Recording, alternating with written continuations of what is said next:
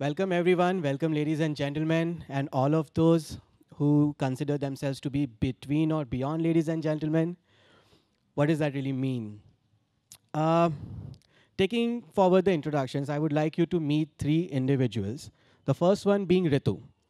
She's a 14-year-old girl, healthy girl, born in a healthy family, has the same kinds of problems that a 14-year-old girl would face. She takes her academics very, very seriously just before exams. And there's something that sets her apart from other girls her age. For one, she's more interested in wearing shirts and trousers than skirts and dresses. And she thinks that, pouting for selfies suits only monkeys. Because human beings anyway have a natural pout, don't they? I mean, like, our lips are outturned, right? Well, that might be my own observation more than Ritu's, but Ritu is considered less girly than the traditional girls. She hangs out with boys more. She has a love for football. She's damn interested in cars. In fact, she's passionate about cars. And she aspires to become a car designer when she grows up. She has quite a few friends, like I said, most of them boys. And she's known as Bhai in her peer group. She doesn't mind it, except when this one guy who she has a secret crush on, he calls her this. And that's when she's a little worried. Next person is Megha. Megha is 17-year-old, and like Ritu, her friends and family members also feel that she's a tomboy. She's more boyish than other girls are. However, there are two differences between Megha and Ritu. For one, Megha doesn't want to feel like a tomboy. She doesn't think that she's a tomboy. In fact, she feels that she's a boy. She hates her body. She doesn't like her body at all. And she also has a crush on someone, one of the girlfriends. But she doesn't know what to make of it. She doesn't want to get into a relationship because she feels very uncomfortable with her body. Next, Raj. Naam to suna hi hoga. Not just his name is familiar, but even his life. A lot like what most of us, how most of us are. Born as a male, grew up as a boy, feels very comfortable being a boy, does all the boy things. Very boring, but this is Raj. How do we even begin to say what is different between all these three individuals? Even to understand or to say what exactly is going on here, we first need to learn a few new words. We've been using a lot of words interchangeably without even understanding what the meaning is. And to understand the concept of gender and what makes us different from each other as far as our gender is concerned, we need to get used to certain terms. The first one being sex, not the verb, the noun. Sex is a very biological function. It's male or female in our species, barring a few conditions, medical conditions, which are born as intersex. Sex is determined at birth by looking at the child's reproductive organs, external reproductive organs. If there is a confusion, then people can look into the internal reproductive organs, or we can check the chromosomes. XX is female and XY is male. As clear as that? It's a binary thing. It's male or female. Gender, on the other hand, is a set of attitudes, feelings, and behavior that the society associates with either of the sexes. All right, like you can see in the picture here, a female in our species, in most cultures, is expected to wear her hair long, and the male is expected to wear the hair short, right? So this is a form of gender that we ascribe to male or female. Gender identity is something else. Gender identity is how much an individual feels is the gender he or she has that the society expects him or her to have. So how much do I conform with the gender that the society asks me to be in? How much do I feel, think, or behave like a man? Because the society expects me to feel, think, and behave in a certain way. Because I am born in a certain way. So sex is something that we are born with, whereas gender is something that develops. Sex is something very, very physical, whereas gender is in a lot, to a lot of extent, psychological. It's mental. Gender is not binary. Sex is male or female. Gender is not just male or female. And in fact, this is something that probably the Western civilization and the modern scientific community is realizing now. But across a lot of cultures, including ours, we have had notions of more than two genders, right? So third gender, although I'm not talking about the social status of the third gender in our country, but it has always had a cultural status. In Samoa, in Southeast Asia, there are as many as 5 different gender identities. They're all accepted. They're all part of the same community. So gender is not binary. Then how many different types of genders are there? 2, 3, 5, 7? Actually, it's a spectrum, and the possibilities are infinite, right? So what the society tells us is male or female, man or woman, is a set of certain things. And that, again, changes from culture to culture and from time to time. And where we see ourselves fit into that could be anywhere from one extreme to the other. Now, this gives rise to several permutations and combinations. Why? Because sex and gender identity are quite independent of each other. So, I could be born as a male, and I grow up thinking that I'm a male, I'm a man. There's a term for this. This is called as cisgender. Most of us present here. Yes, we psychiatrists have a term for all of you. We like to label people. So cisgender is the most common occurrence in our species, in Homo sapiens, all right? There could be another condition in which I'm born as a male, but my mind develops like that of a female. So I grow up in my mind becoming a woman, but my body is becoming that of a man. And this status is called as transgender. Transgender is not an identity, because I am growing up thinking that I'm a female. I have a female gender identity. But this state where my sex and my gender is not aligned, this is transgender. And in psychiatry, we call this situation as a diagnosis. This is called as gender dysphoria. That means extreme sense of discomfort with the gender that the society expects you to have because of your anatomical sex. And people who are in such a situation desire to change their anatomical sex. They opt for a sex reassignment procedure. All right? Now, it's not necessary that a person needs to identify again as male or female only. Like in the previous slide we saw, it's a spectrum. So a person could be anywhere, even in between.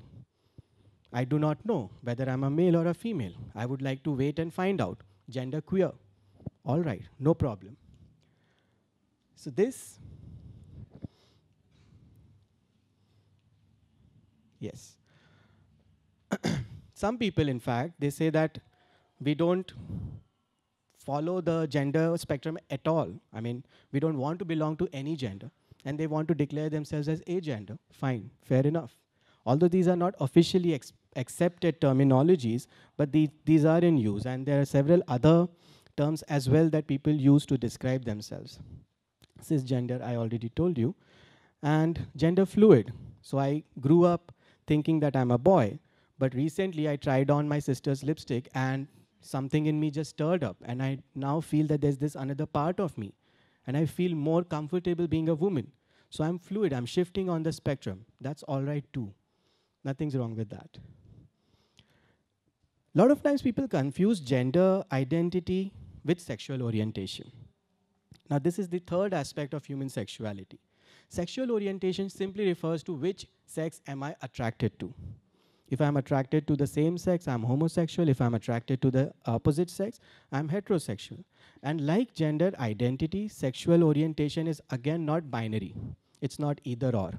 In fact, this we have known for several hundred years now, that all of us have both homosexual and heterosexual elements. It's a balance of the two. So I'm attracted to men and I'm attracted to women. But since I'm attracted majorly to women, and I want to act on this attraction, I consider myself as a heterosexual. But all of us have homosexual elements as well. A summation of this is expressed in our personality. Gender expression is something completely different now. Too many terms happening, too many levels of your personality and gender identity happening. So not as simple as I'm a boy, I'm a girl, right? All of these contribute to how we behave in the society. Our anatomical sex, yes, there are certain features in our personality, in our behavior that we owe to our anatomies, our hormones, all right? Like sex drive, like language skills, like visual spatial skills. We know that there are sex differences between these as far as these parameters are concerned. Attraction, identity, most importantly. And yet, we think that, if a guy chooses to be a fashion designer, he must be gay. We don't even consider the physical or the mental parameters. Just because someone's occupation is a certain thing, his sexual orientation is this, right? I know a lot of, I have known a lot of guys who have been feminine in their gender expression, but they have been very, very heterosexual. They have had heterosexual relationships which they enjoy to date. And I know of certain gay men who appear to be very, very masculine. But it's difficult for us to get over our stereotypes, right? Stereotypes are basically assumptions that we make about people, how they ought to be, how they ought to think, how they even ought to feel. And don't get me wrong, stereotypes are not something bad. Stereotypes are there for a reason. Stereotypes help us classify familiar and non-familiar. Okay? So if something is not familiar to me, it could be dangerous. You are wearing a different headgear. Maybe you belong to a rival tribal group. Either you will kill me or I have to kill you. So there's fear and then there's aggression. So I respond with these two emotions when I come across something that is not familiar. Somebody asked me day before that how does it feel like that you're going to be giving a TEDx talk. Until that point, it had not really dawned upon me that it will be a TEDx talk. So yesterday, I went ahead and did a little research on how speakers talk in TEDx or in TED. How do they introduce themselves? How do they carry them and all those things? Of course, it hasn't helped, I think. But what I came across was some very good talks about gender, about sexuality. And I shouldn't have done the next thing, which I did, but I did scroll down to read the comments, and it was very disturbing. There were a lot of positive comments in support of people who are different than the majority. But there were also a lot of comments which were full of hatred. And, again, our brains are processed to pick up things that disturb us more because we think they are more important. So my brain also picked up those, and I was disturbed. I was emotionally not in a very good place. But then I realized that all these people are talking in a hostile way because they're afraid. And people gave reasons ranging from religion to even politics. I mean, if you believe in homosexuality or if you believe in multiple gender identities, that means you are a leftist. Maybe reflecting the political mood of a particular country, but yet. What I realized later is that this is fear. Stereotypes help us identify who belongs to our tribe and who doesn't. And it makes us wary of people who do not look familiar. Stereotypes also help us provide a context. And our brains are designed to function in a context. I mean, there's male, female. They make babies, and that is how the world works. If two males get together, how will the world function? These are the arguments that a lot of people give against homosexuality, right?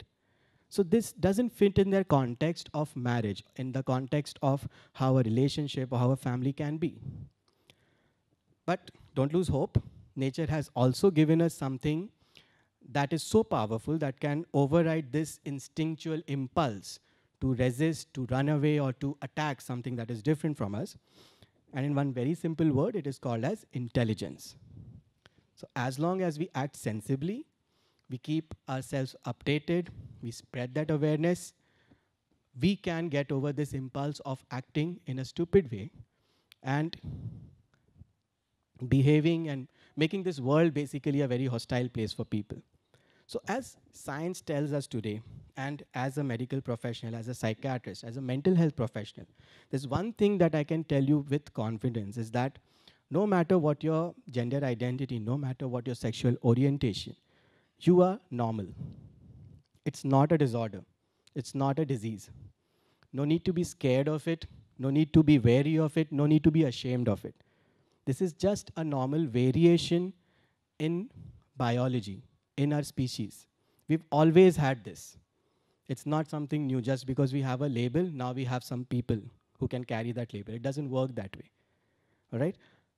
Second thing that is, again, I think very, very important is that, and I want to say this not as a psychiatrist, but as a fellow human being, that as far as the privileges of the society are concerned, and the right to contribute to the society is concerned, again, no matter what your identity, no matter what your sexuality, you are equal.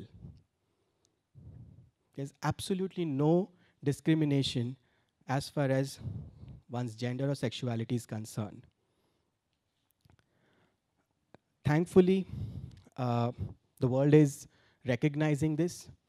Our media is also getting more sensitive towards these topics. People who are different in their gender expressions, people who are different in their sexual orientations, now they are not just, mocked about in the media. So they are taken seriously as well.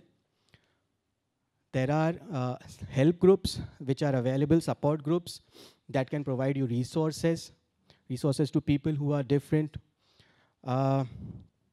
Even on an occupational level, certain organizations are becoming more gender neutral, gender inclusive. They're having lines in their policies which very, very clearly state that discrimination based on one's gender or sexuality will not be tolerated. Such a small change, but makes so much difference. The legal system in India, actually, surprisingly, has also risen up to the occasion. In many states, third gender has a legal status. So you can write your gender as male, female, or other. Facebook also gives you that option.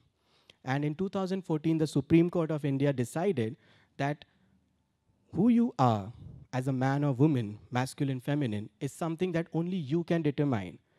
So every individual of this country has a right to determine his or her gender the way you seem fit. Of course, for it to become a law might take many, many years, but as far as we are concerned, everyone, all of us present here, we have this one power to make life comfortable, safe, and happy for anyone who we come across. So maybe this talk would help you understand this, talk about this more, and spread some more awareness about gender equality. Thank you so much.